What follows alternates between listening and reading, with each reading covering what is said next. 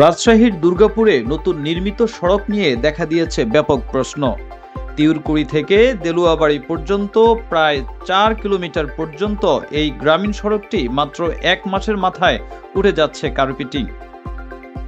স্থানীয়দের অভিযোগ, নিম্নমানের উপকরণ আর দুর্নীতির কারণে কোটি টাকার প্রকল্প টেকসই হয়নি।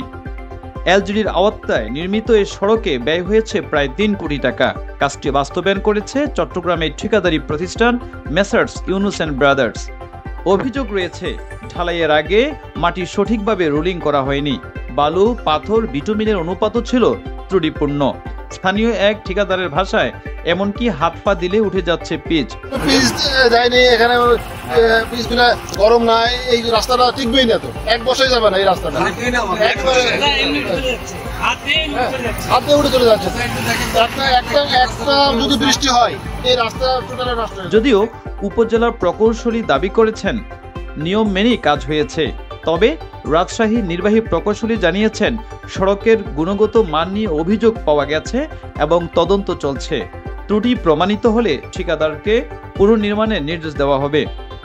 অন্যদিকে সাধারণ মানুষ বলছেন, সরকারি অর্থের অপচয় ঠেকাতে সঠিক তদারকি ও জবাবদিহিতা জরুরি। নিউজ ডেস্ক, আজকের টাইমস।